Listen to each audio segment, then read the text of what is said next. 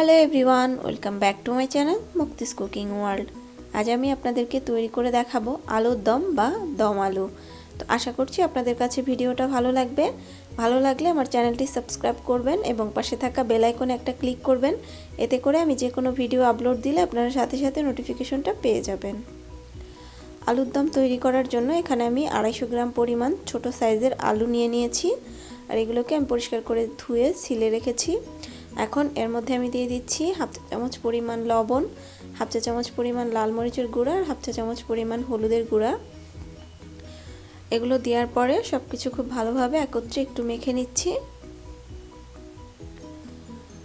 আলুর সাথে মশলাটা মেখে নেওয়ার পরে এখন এই আলুগুলোকে আমি তেলে ভেজে নিব। চুলায় আমি একটা হাঁড়ি বসিয়ে দিয়েছি। এখন এর মধ্যে দিয়ে দিচ্ছি 1/3 কাপ পরিমাণ রান্নার রেগুলার তেল। তেলটা একটু গরম হওয়ার পরে এর মধ্যে এখন আমি মশলা মাখা আলুগুলো দিয়ে দিচ্ছি। আলুগুলো দেওয়ার পরে এখন এই তেলের মধ্যে আমি চুলার আঁচ মাঝারিতে করে এগুলোকে একটু হালকা লালচে করে ভেজে নিব। আলুটা যখন এরকম একটু হালকা লালচে হয়ে আসবে ওই পর্যায়ে আমি এখন এগুলোকে তেল থেকে তুলে নিচ্ছি। এটাকে খুব বেশি লালচে করে ভাজতে হবে না। তো এখন এগুলোকে আমি তেল থেকে এক এক করে তুলে নিচ্ছি। আলুগুলো তুলে নেওয়ার পরে এই তেলের মধ্যেই আমি এখন দিয়ে দিচ্ছি একটা তেজপাতা, এক টুকরো দারচিনি আর 3টা এলাচ। তেলের মধ্যে এখন আমি একটু গরম মশলার ফোড়নটা দিয়ে নেওয়ার পরে এর মধ্যে দিয়ে দিচ্ছি আমি হাফ কাপ পরিমাণ পেঁয়াজ কুচি। পেঁয়াজটাকে একটু হালকা ভেজে নিব। পেঁয়াজটা যখন এরকম একটু হালকা সফট হয়ে আসবে ওই পর্যায়ে এখন এর মধ্যে আমি দিয়ে দিচ্ছি 1.5 টেবিল চামচ পরিমাণ আদা রসুন বাটা আর দিয়ে দিচ্ছি 2 টেবিল চামচ পরিমাণ পেঁয়াজ বাটা। এখন আদা রসুন এবং পেঁয়াজ বাটাটাকে আমি একটু হালকা কষিয়ে নিব।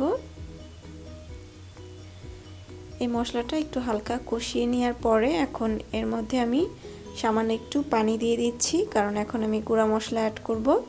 আর গুঁড়া মশলা অ্যাড করার আগে একটু পানি দিয়ে নিলে এতে করে মশলার কালারটা নষ্ট হয় না। প্রথমেই দিয়ে দিলাম স্বাদ মতো কিছুটা লবণ। এখন এর মধ্যে দিয়ে দিচ্ছি 1 চা চামচ পরিমাণ হলুদ গুঁড়ো, 1 চা চামচ পরিমাণ লাল মরিচের গুঁড়ো আর দিয়ে দিচ্ছি হাফ চা চামচ পরিমাণ জিরার গুঁড়ো।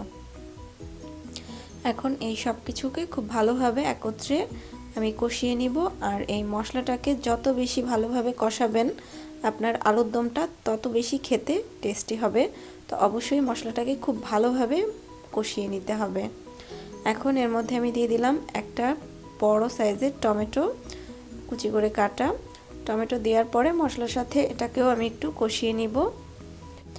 মশলাটা আসলে যতটা ভালোভাবে কষাবেন আলুর দমটা খেতে ততটা বেশি টেস্টি হবে।